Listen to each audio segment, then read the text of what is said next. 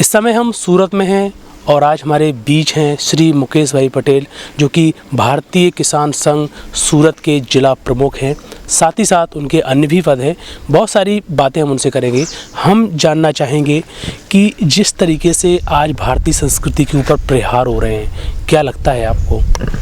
धर्मों को नष्ट करने के लिए सबसे पहले उन लोगों ने पूरा देश में सर्वे किया कि ये धर्मों को नष्ट करना है तो पहले क्या करना है। तो उन लोगों ने सोचा कि ये जो धर्म का ज्ञान है, जो वेदों का ज्ञान, उपनिषद, गीता का ज्ञान, वो कौन दे रहा है? तो वो संतों ही दे रहा है। क्योंकि ये जो जनता है, हिंदू जनता, वो तो ऐसे पुस्तक पढ़ के तो उसको समझ नहीं पड़ेगा। तो इसीलिए उन लोगों ने सर्वे किया कि भाई ये जो संत है सभी देश के अंदर, उसमें से कौन सा बड़ा संत है। तो उन लोगों ने सर्वे किया तो उसमें आसाराम जी बाबू का नाम आया। तो आसाराम जी बाबू को फंसाने के लिए पूरा षड्यंत्र किया उन लोगों ने, विदेशियों ने, जो विदेशी कंपनियां मिलके, जो ये विदेशी कंपनियां यहाँ से पैसा कमाती है और बाद में अमेरिका में फोर्ड फाउंडेशन नाम की जो संस्था बनाई है, जो उसका जो संस्थापक है वो बिल क्लिंटन है। वो क्लिंटन ने संस्था बनाई है। फिर वो यहाँ पे जो अलग अलग एनजीओ बनाया है, 10,000 एनजीओ बनाया था।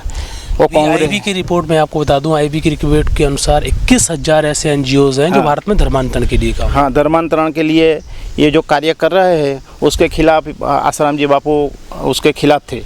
और जो वनवासी क्षेत्र है अपना, ये सभी क्षेत्रों में बापूजी का काम बहुत और भक्त बहुत बढ़ गए थे। उन लोगों ने सोचा कि ये तो हमारे रास्ते में आ रहे हैं। आप किसान संघ से जुड़े हैं, हाँ। किसानी लेवल में हम बात करें तो जहाँ पर किसान रहते हैं वहाँ धर्मांतरण ज़्यादा होता है। तो आपको क्या लगता है बापूजी ने गरीब आदिवासी क्षेत्रों में क्या किया? गरीब आदिवासी क्षेत्रों में अपने धर्म का प्रचार के लिए बापूजी ने बहुत कार्य किया है और सेवा की प्रवृत्ति भी बहुत है।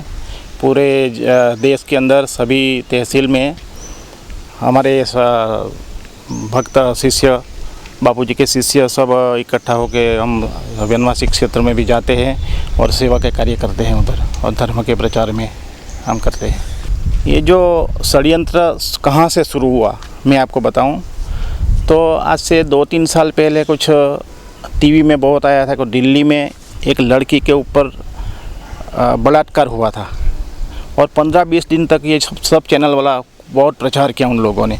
ये क्यों किया? क्योंकि उसको कानून बनाना था।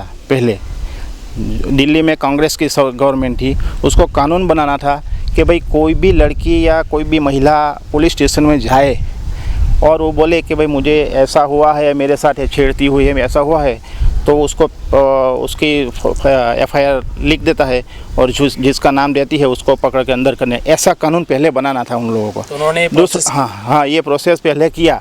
ये जो बलात्कार की घटना बनाई उन लोगों ने कानून बनाने के लिए बनाई पहले। मैं यहाँ पर ही आपको प्रकाश डाल दूं कि हमारे जो विश्व हिंदू परिषद के राष्ट्रीय अध्यक्ष हो गए माननीय अशोक सिंघल जी, उन्होंने भी इस बात को बड़ा स्पष्ट किया था कि ऐसे कई एनजीओस मिलके जिन्होंने पूरे देश भर में ऐसा माहौल क्रिएट किया था कि कानून की बड़ी आवश्यकता है। उसके तहत बाद में फिर ये कानून बनाया गया, पॉस्को एक्ट। ये पॉस्को एक्ट बनाने के लिए उन लोगों को, संतों को फंसाने के लिए ही बनाया है। फिर बाद में ये जो घटना बनी है बापू के खिलाफ, वो जो उत्तर प्रदेश की लड़की है और मध्य प्रदेश छिंदवाड़ा में पढ़ती है और जोधपुर में ये घटना बनी है ऐसा बोल रहे हैं और रात को 2 बजे दिल्ली में एफआईआर बनाते हैं। वो कहाँ से? वो गरीब लड़की है, कैसे एफआईआर? उसको कौन ले गया उधर? आपने शुरू में फोर्ड फाउंडेशन एनजीओस की बात की थी। मैं आपको यहाँ भी प्रकाश डाल दूं कि जो रात को 2:30 बजे एफआईआर लिखवाई गई, वो एक कल्पना एनजीओ नाम की, वहाँ पर एक कल्पना एनजीओ आई, जबकि वो दिल्ली क्षेत्र नहीं होता है उनका। कल्पना एनजीओ ने उस लड़की और लड़की के माँ बाप से मिलकर वो एफआईआर लिखवाई, फिर वो वहाँ से गायब हो गई। हमारी जांच पड़ताल के बाद पता चला कि कल्पना एनजीओ का क्षेत्र ही दिल्ली नहीं था, फिर वो वहाँ पर क्यों आई?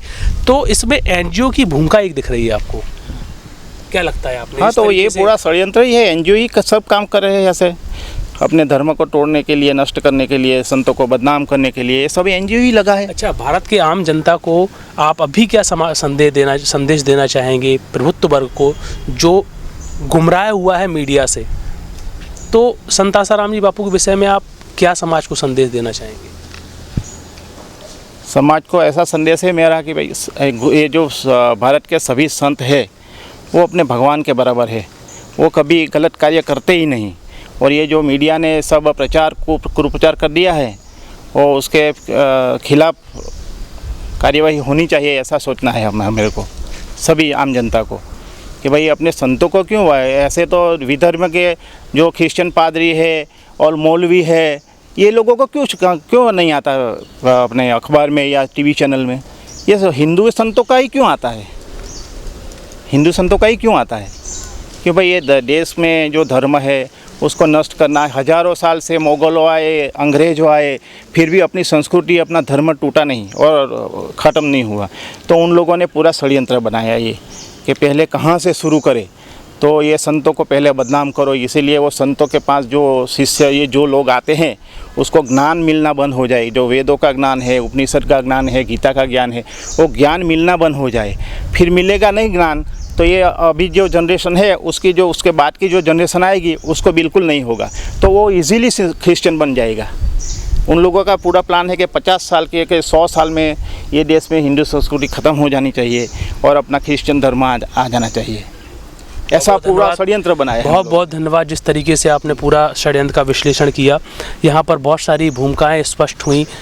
हम आपको आगे भी इसी प्रकार बहुत सारी सच को दिखाएंगे, किसान लेवल से जुड़ी हुई बातें हम आपको दिखाएंगे। संत आसाराम जी बापू के विषय में जो आज स्पष्टीकरण हुआ कि उन्होंने गरीब आदिवासी क्षेत्रों में किसानों के बीच में जो धर्मांतरण रोकने का काम किया, एक ये अहम भूमिका थी। आज के बुद्धिजीवी समाज को, आम व्यक्ति को इन तमाम बातों को अच्छे तरीके से समझना चाहिए कि सच सच होता है, जिसे समझना सबका अधिकार है और सच फैलाने का सबका कर्तव्य है। इसी के साथ में रूपेश, नमस्कार।